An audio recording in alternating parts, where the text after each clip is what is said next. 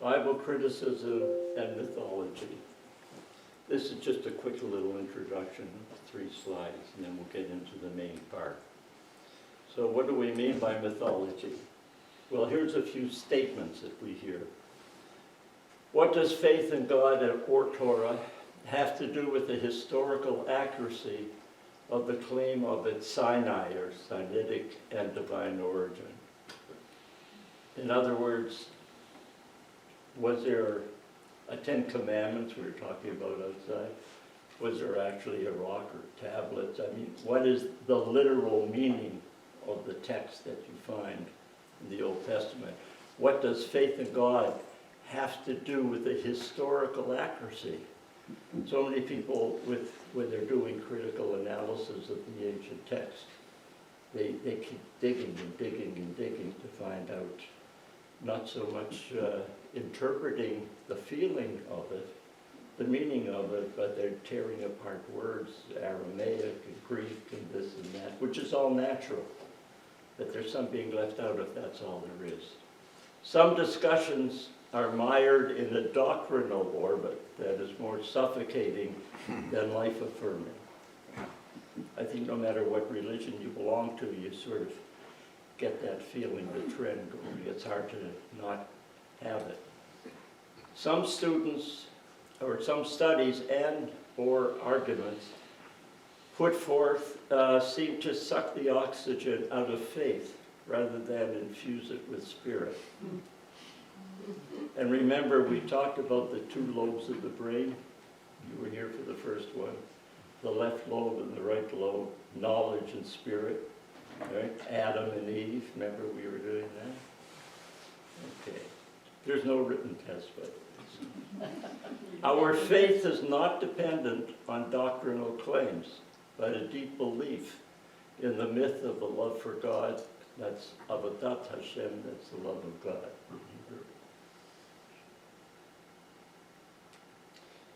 Myth does not mean something that stands in opposition to truth. Rather, it's a template of reality. Think of a template.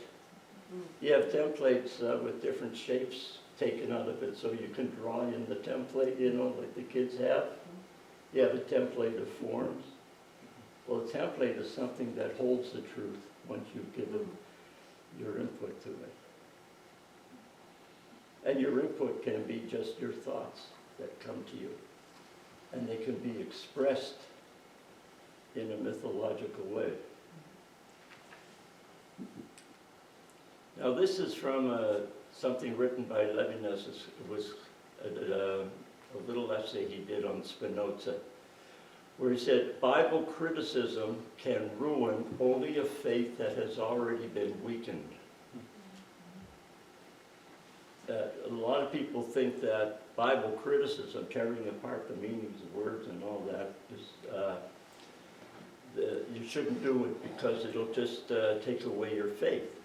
But what he says is that criticism of the text can only be ruinous if your faith has already been weakened. Okay. Whoops. No, come on. It's my finger. So, does not the truth of eternal text shine forth all the more when they are denied the external support of a dramatic and theatrical revelation, like Charlton Heston on Mount Sinai? No, you know what I mean. Okay. Studies for themselves bear witness to the divine value of inspiration. And that's what we talked about the first one, inspiration. Where does your inspiration come from?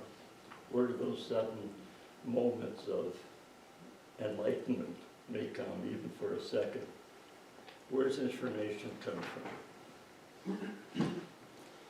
So myth is the hallowed pathway between the left and the right lobes of the human spirit, the human brain, knowledge and spirit. Remember we talked about the 2 lobes, and there was a midbrain that operates, keeps everything going in between, and If you're too much on the left and too much on the right, and if it goes like that, it's schizophrenic, isn't it, in a sense?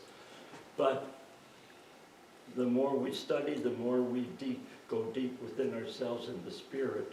So we go for knowledge and spirit. Then you can feel fulfillment. So a 200,000-year-old story should not be assumed to be false merely because the proof or evidence to support it has not been found. It's possible that myths were, in fact, a way for people to explain real and perhaps perplexing events using the knowledge and beliefs of their time.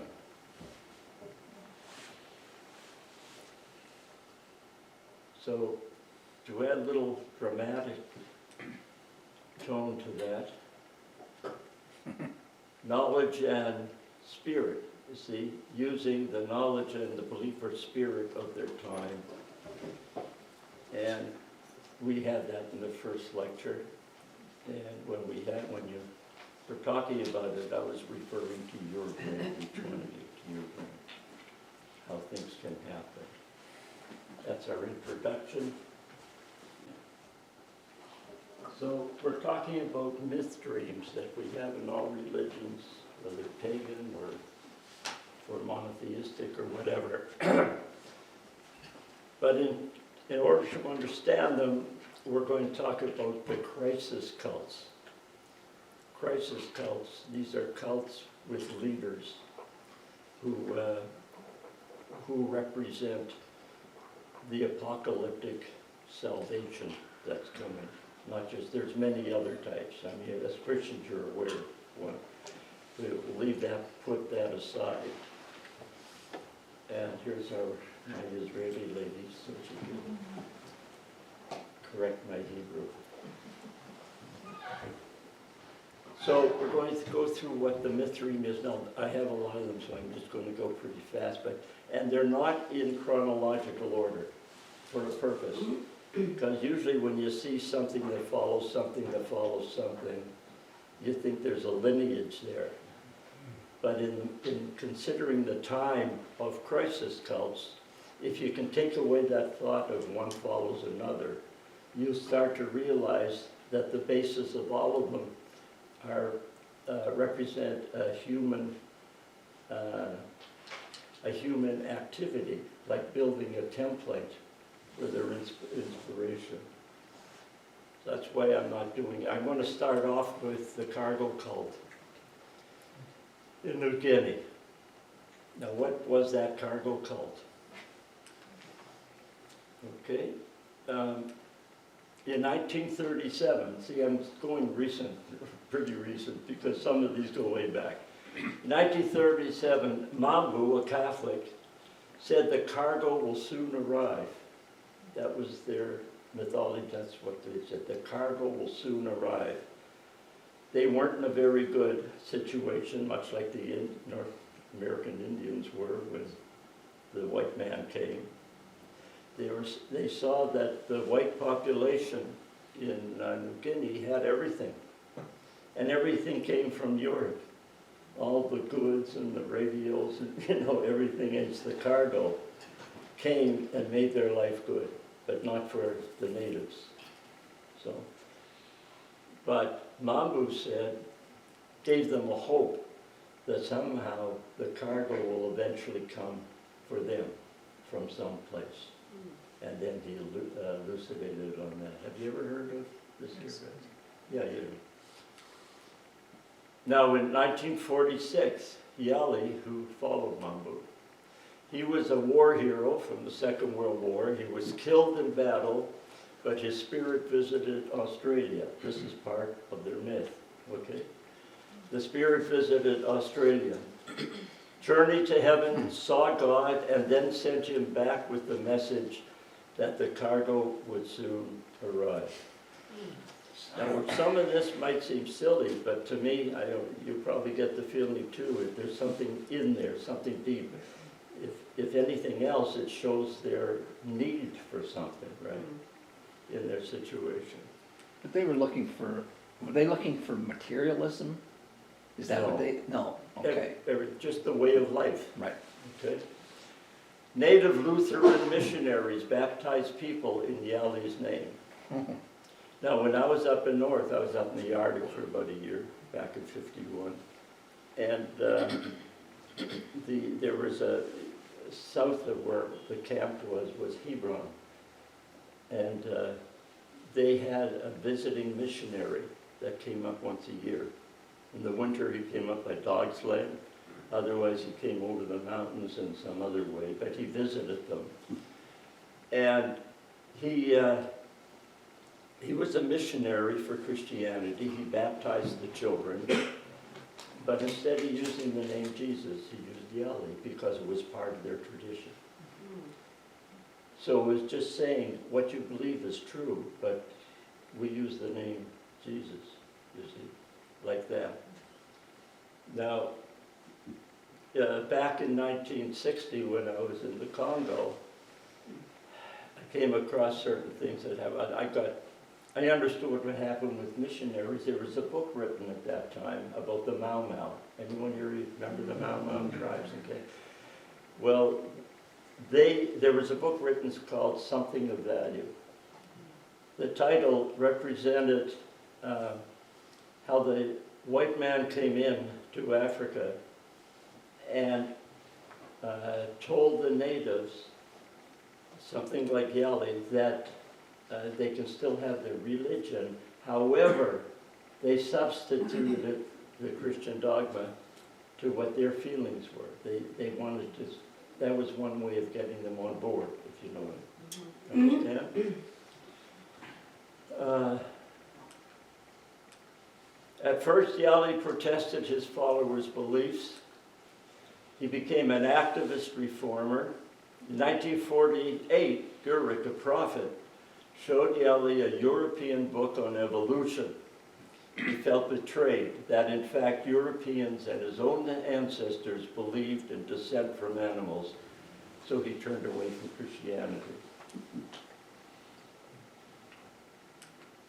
He had seen the masks, etc., in the Brisbane Museum in Rome. He saw the deities the missionaries had stolen away. Right? Their collection was down in the museum in Rome. Now, Jesus, to them, equals Manu, the New Guinean deity. So they could pray in their way to Jesus, but from their background, which was to them a holy thing, a holy enterprise. Yali, after crucifixion, held prisoner in heaven just above Sydney. There's another little way they thought. Yali was crucified, held prisoner in heaven just above Sydney. That was their world, wasn't it? Brisbane, Sydney, everything else. Jesus, last Manu, teaches the museum gods the secret of making cargo. The cargo would come from Australia. Society was about to be transformed. The cargo would arrive in a few years. There was widespread anti-white rebellions.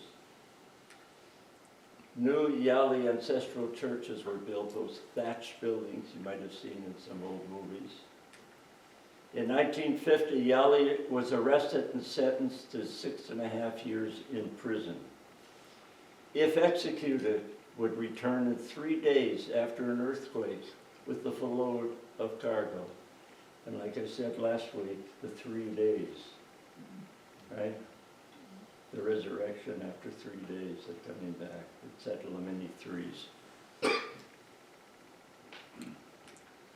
This is interesting, in 1960, followers of the Mambu Yali cult raised $1,000 to buy President Lyndon Johnson, hoping he would bring the cargo once promised by Mambu and Yali. It's touching, isn't it? I find it very touching.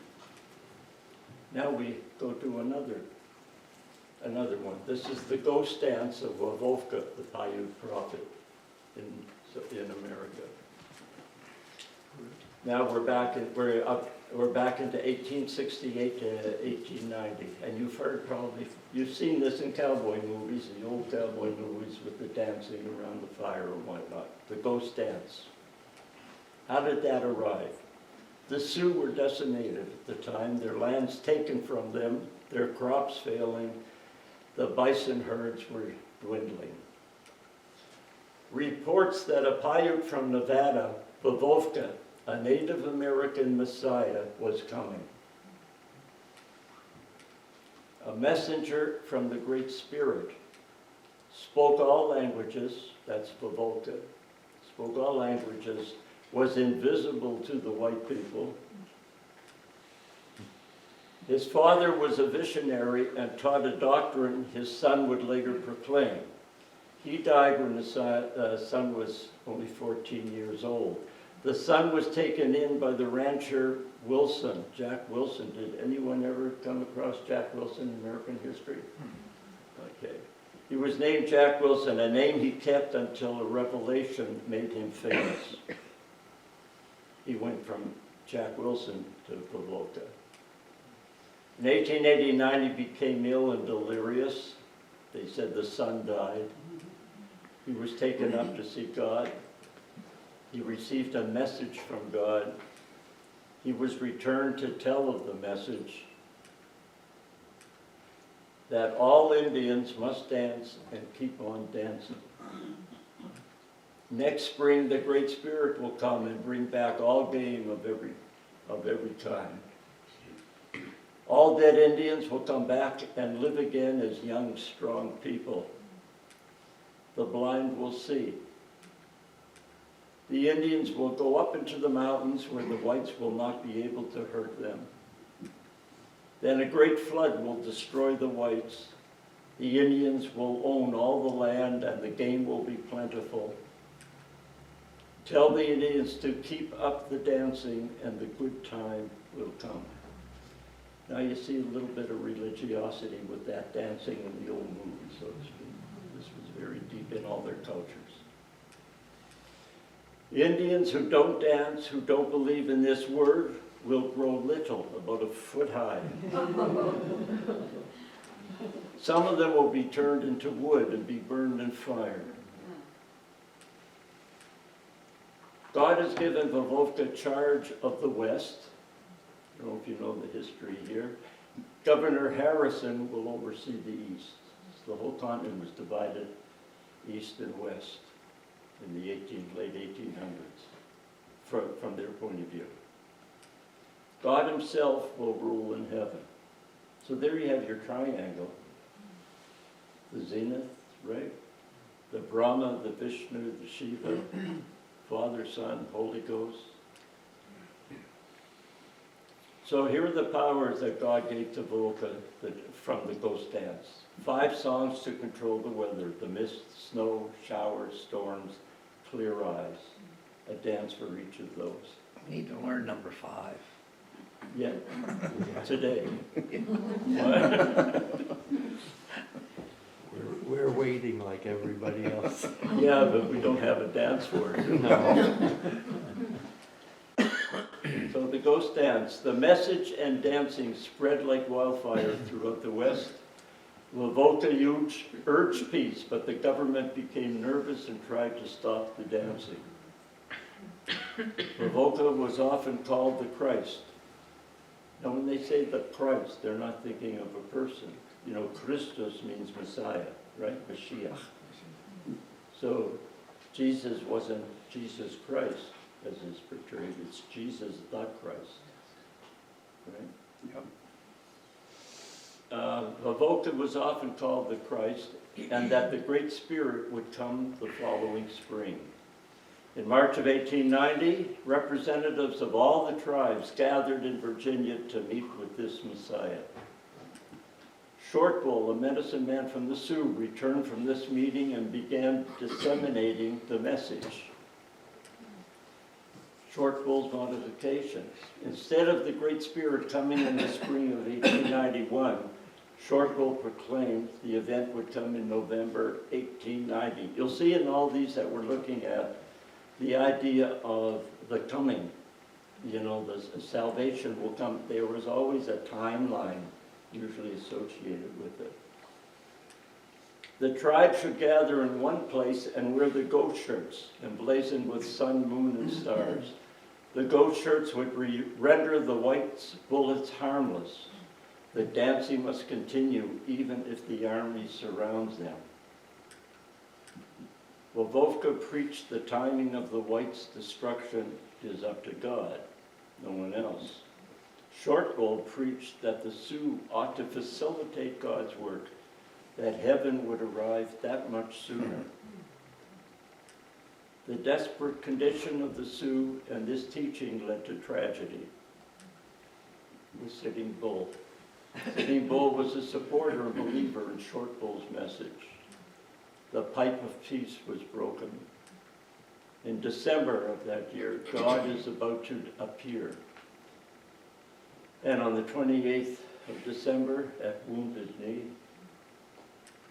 all massacred women, children, and braves were wearing their ghost shirts.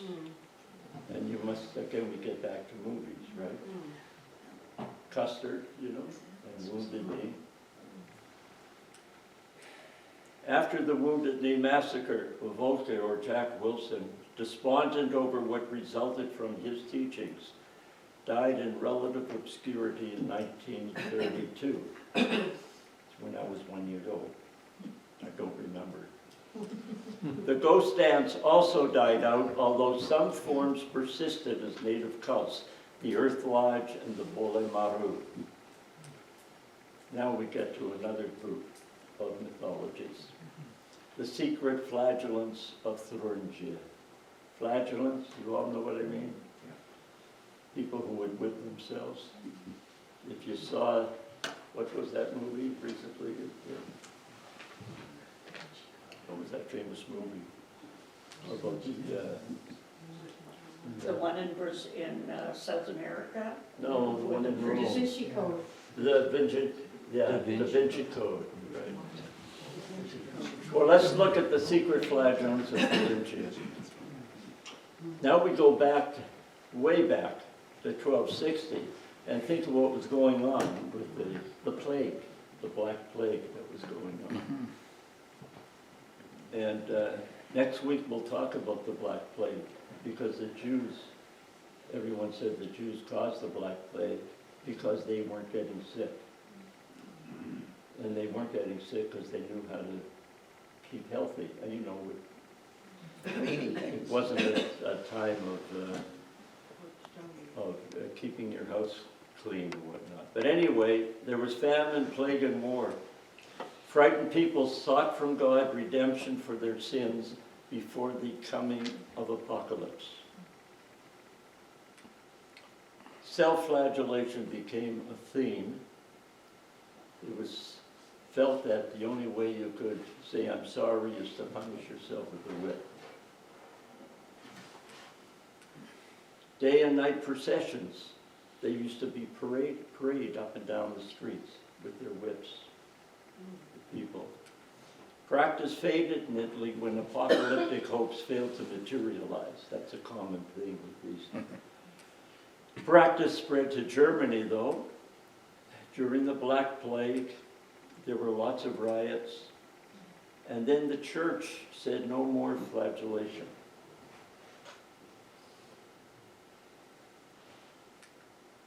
Which takes us to Frederick II.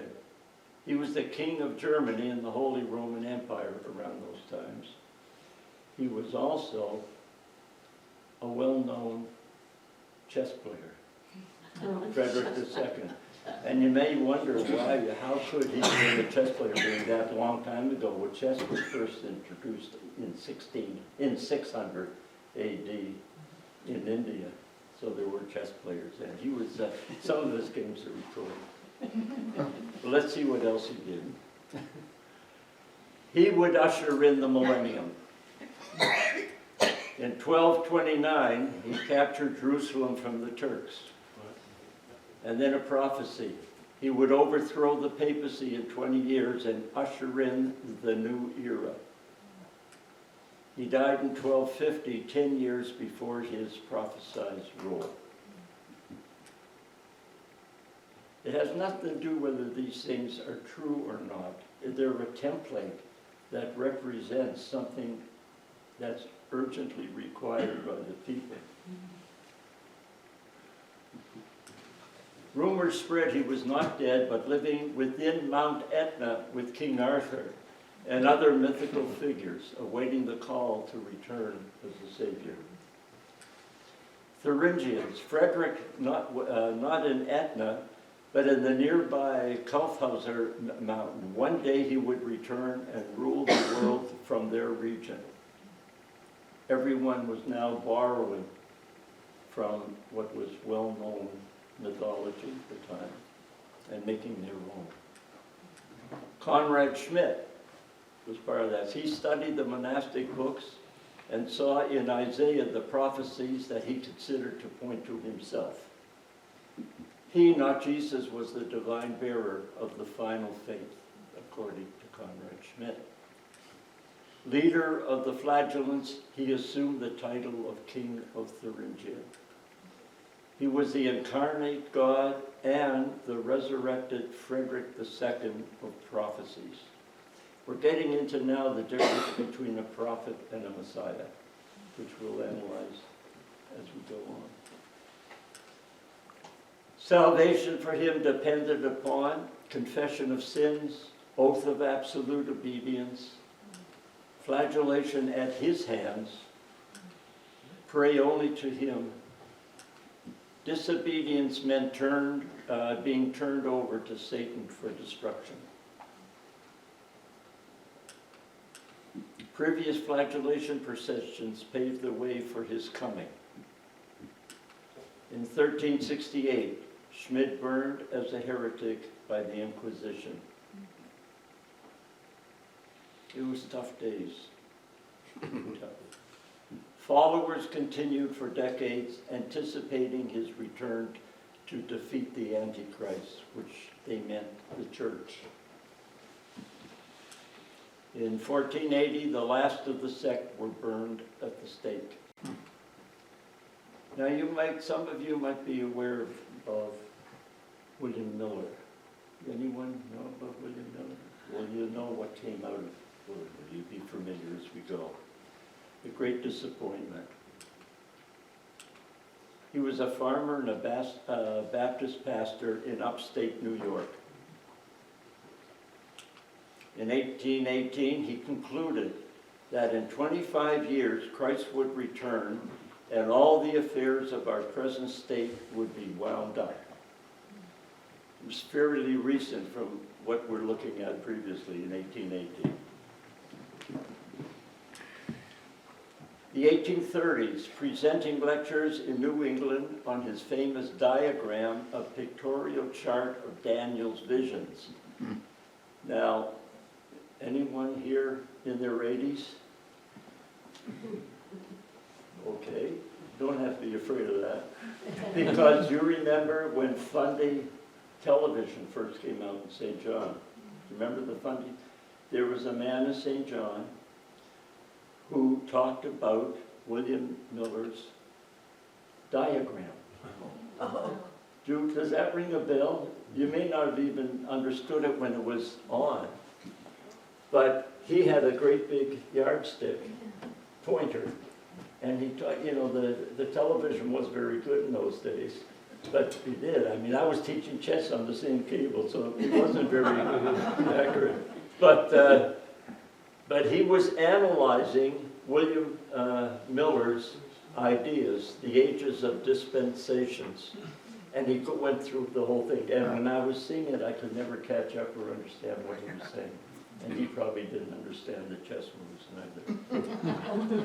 Let's look at William Miller. 1840s, thousands of Americans were persuaded to watch expectantly for the second coming. They had approximately 1 million adherents. Millerism spread throughout the country, except in the South. We're talking about the States here. Miller himself claimed no personal inspiration from God, but his followers considered him a prophet. In December of 1842, Miller calculated that Christ would return between March 21st, 1843 and March 21st, 1844. And he based it on the Jewish calendar calculations for some strange reason. I can't figure out why he would choose that, but maybe because of the Old Testament, he thought maybe there's a link to his imaginings. When in 1883 arrived, Millerites were tense with excitement. In February, a comet lit up the skies. The end was near. When the deadline came and passed, new apologetic prescriptions were offered. And then he said, well, not until the end of the next Jewish Day of Atonement. And it had no relationship really with what he was talking. He just picked a date because it meant something to him. It was that Day of Atonement's a day of reflection and repentance. So, however, the great disappointment set in for thousands, because they had given up their possessions in anticipation of what never came about. When they saw the comet, they were giving everything they owned away. It happened more recently with, I forget the name of the Jonestown. Huh? Jones? Jonestown. Jonestown, they did the same thing. There's a lot of them that Yes, yeah. it's always not very far in the future either. You know, that anticipation of what's to come very quickly. Yeah. So we're going to analyze this after in a little while. I just want to go through some of them. Some adherents turned away from faith, some to other churches and some to new sects like the Shakers, as you probably are aware of. Ellen White, borrowing on elements of Millerism, founded Seventh-day Adventism. Now, I want to talk about my friend Sabbatai Tzvi, who was born in 1626 on the 9th of Av. The 9th of Av, for Jews, is very important. It was the destruction of the temple. So he was born then. It's almost like a link to the resurrection, right? And he died in 1676. So most people think that Jesus was the only Jewish Messiah, and probably the most important, you know, but we're going to learn about Sabbatai Tzvi. He was a student of Kabbalah. Kabbalah is the mystical writings of Jewish theologians and people like Isaac Thury Ashkenazi. He developed a system of mysticism that is found in the Zohar, which deals with the mystical philosophy of Kabbalah. And that's a whole lecture in itself if you get into mysticism. 1648, Sabbatai Tzvi disclosed to his colleagues that he was the deliverer in Smyrna, in Turkey. The rabbis of Smyrna banished him from the city. You can picture that? Picture all the rabbis in the city, you know, big city, a lot of Jewish people, and this fellow says, I'm the Messiah. So they must have had a big meeting at their shul board meeting. I make fun, but it's not funny. He was banished and he had wandered from place to place. He was known to be from literature of those times that he was manic depressed. He had manic depression. Depression, he was said to be suffering the trials of the Messiah. Now, the trials of the Messiah he was suffering from came from Christianity. The idea of suffering, Now, ecstasy at his times of illuminations gave him revelations, and he was said to levitate.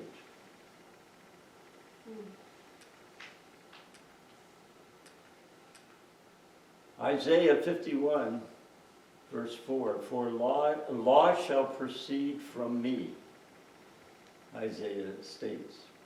And Sabbatai considered the me to be himself. And other messiahs through history did the same. The most extensive messianic movement in the history of Jews. Salonika, Cairo, Jerusalem, and Gaza.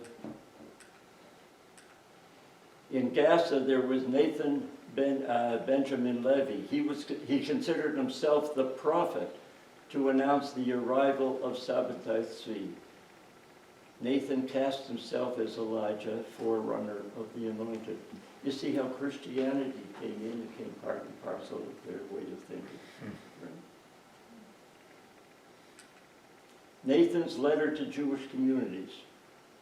A year and a few months from today, Sabbatai will take power from the king of the Turks.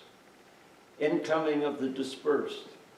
Look how long ago we were always tempted to get together again. Resurrection of the dead. Outside of Israel, resurrection 40 years later. That was his letter. Nathan Benjamin Levi's letter. He prophesied that in 1667 the Messiah would begin to reign. In 1672 the Messianic woes would begin, and only in Gaza would they be safe.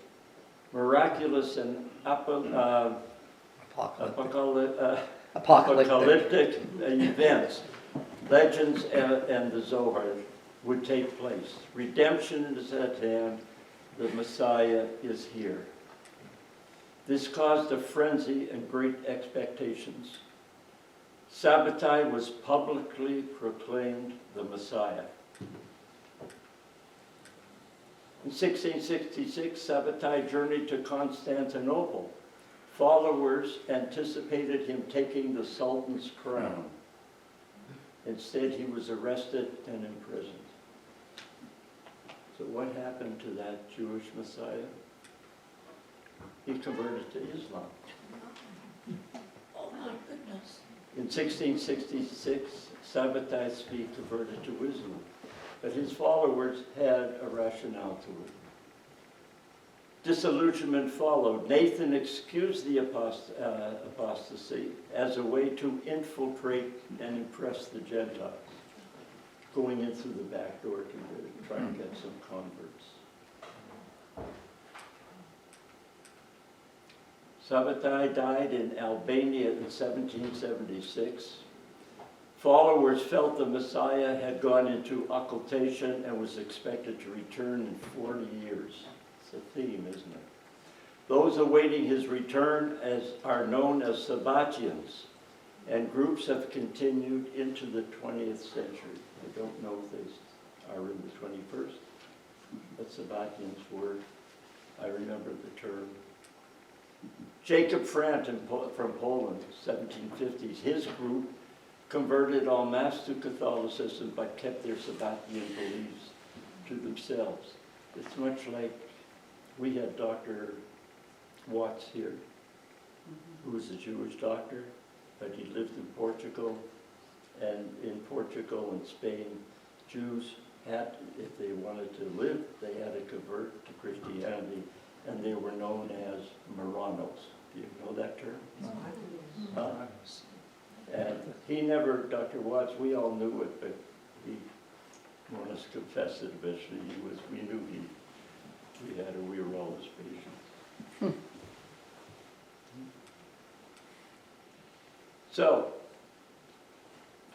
I know you came thinking that we think the only Jewish Messiah was Jesus, who we revere, really. He was a Pharisee from our point of view. I know Matthew or Mark has bad words to say about the Pharisees. This is getting into the first lecture when religion becomes political. Because in those days, in Jesus' time, we had the Pharisees and the Sadducees, right? So we had the left and the right. We had the Trump, and we had Biden. You know, the two sides of the two different types. So the Jewish messiahs from the year 40 to 1816, these were the wishful thinkings of the right brain, the spirit. Okay? This surprised me when I came up with it.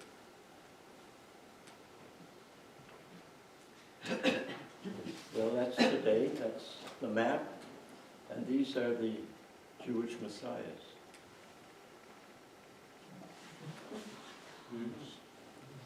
See, I have Sabbatai Zvi in red down there, right? Way up above in 132, I have Bar Kokhba. I mentioned him in the first lecture. Bar Kokhba was the leader. See, in Isaiah, all through the early days of our Torah, the Mashiach, or the Messiah, was considered someone who would be like King David and bring back our nationality and our lands, and he was good and all that. It took on a more spiritual evaluation of the term. But in those days, Bar Kokhba was a leader against Rome, and it didn't turn out very well. But look at that. Surprising, isn't it, Norman?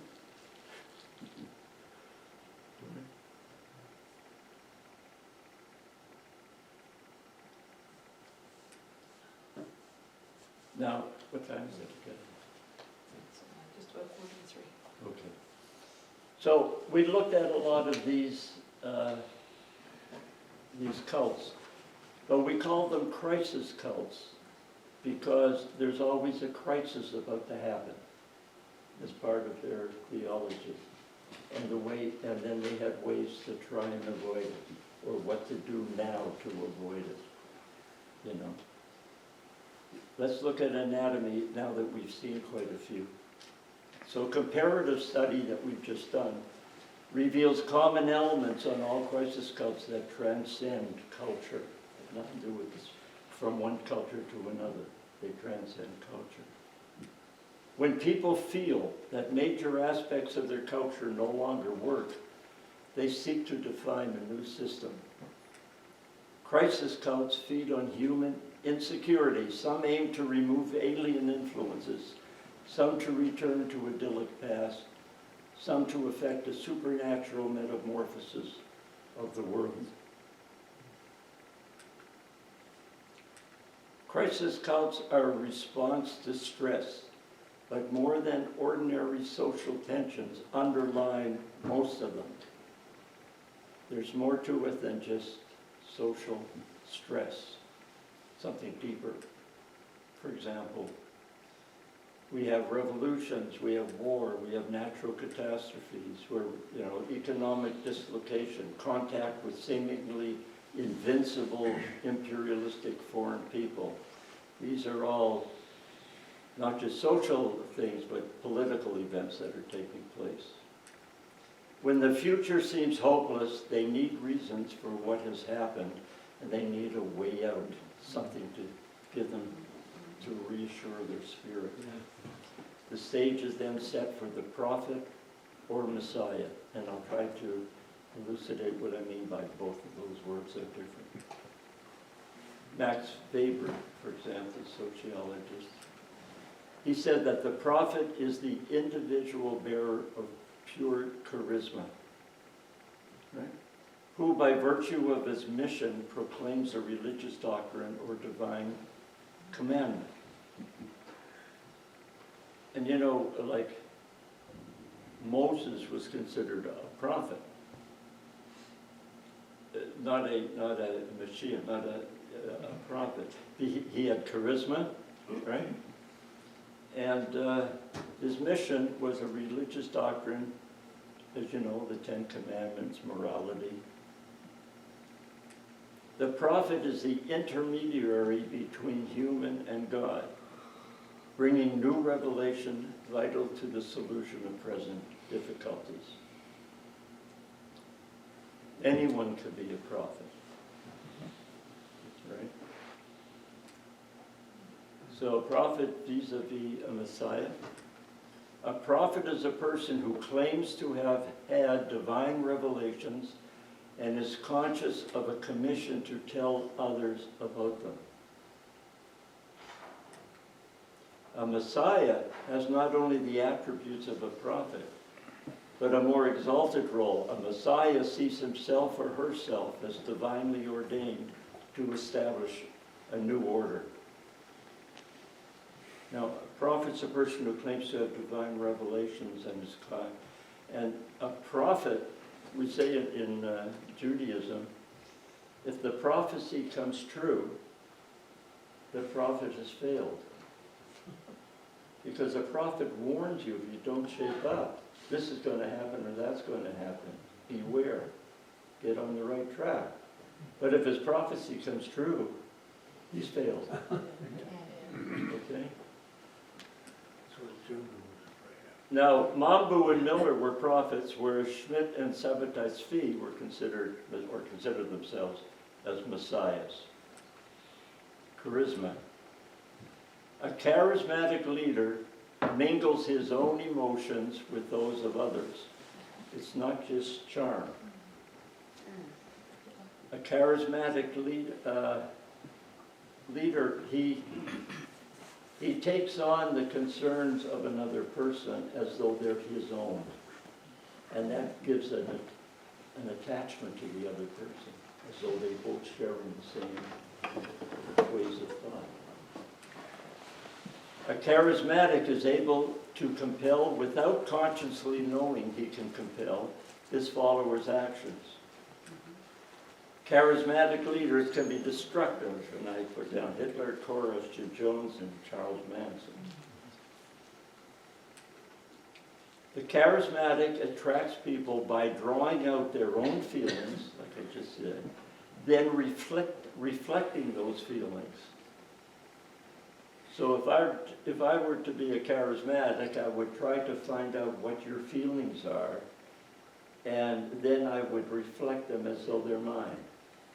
And that's why that person has charisma, because you say to yourself, well, he knows how I feel, right?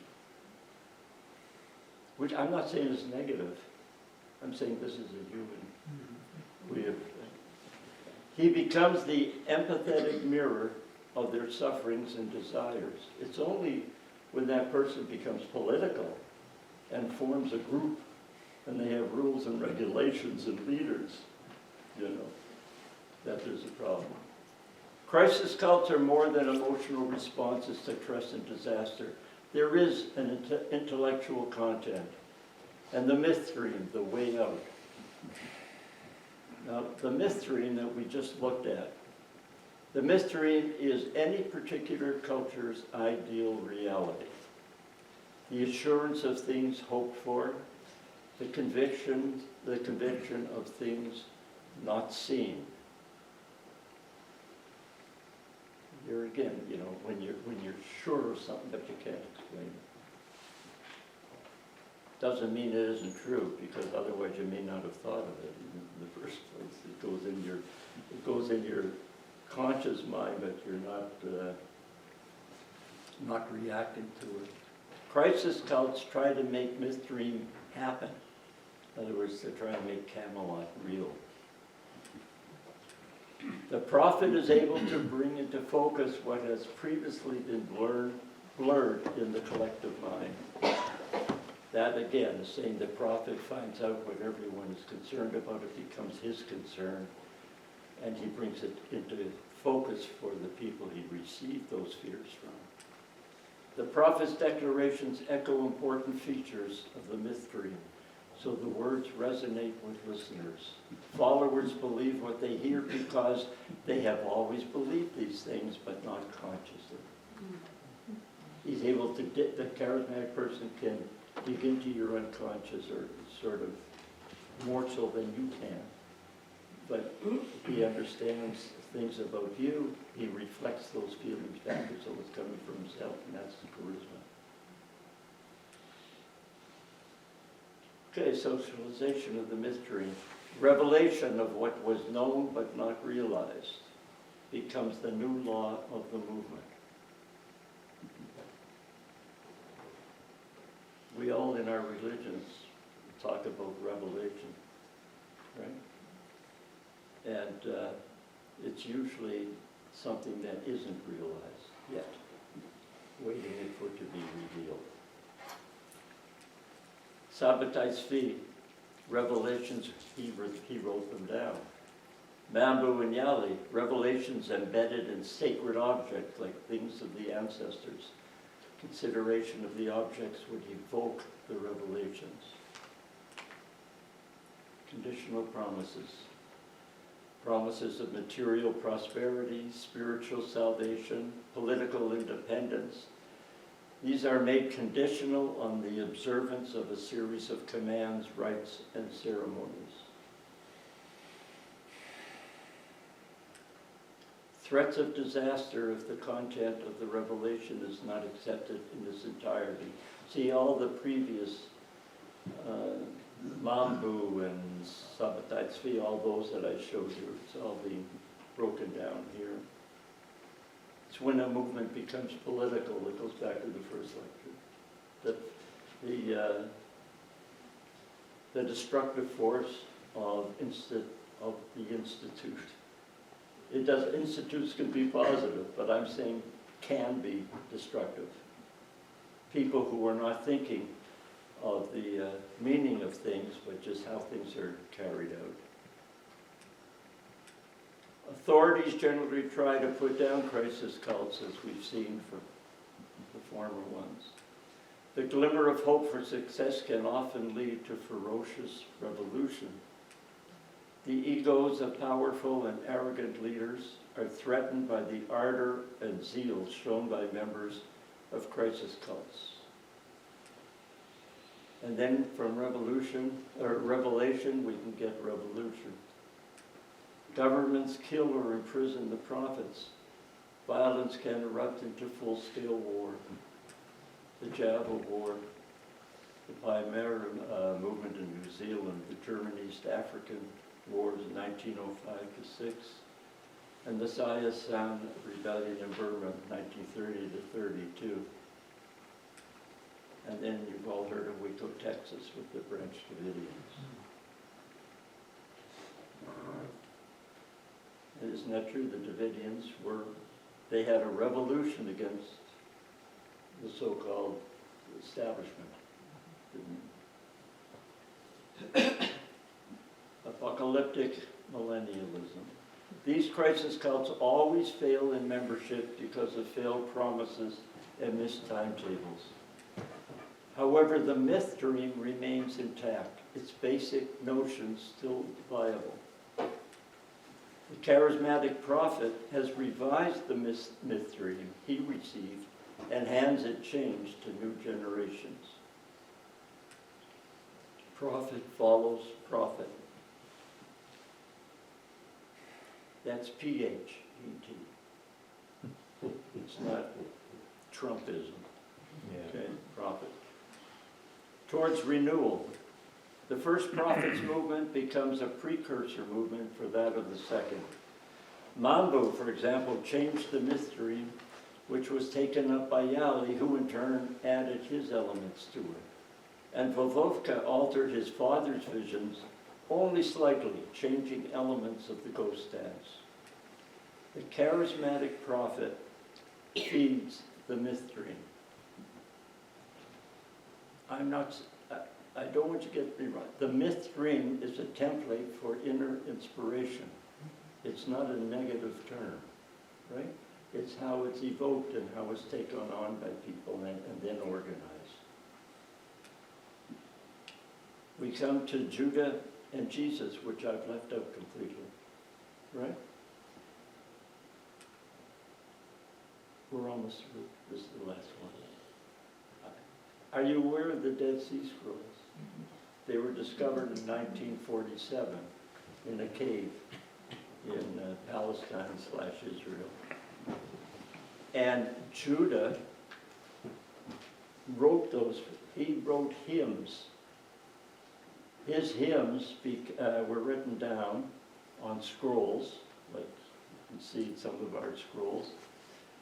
And he was the high priest of the temple. So this is about almost 100 years before the temple was destroyed. And before Jesus.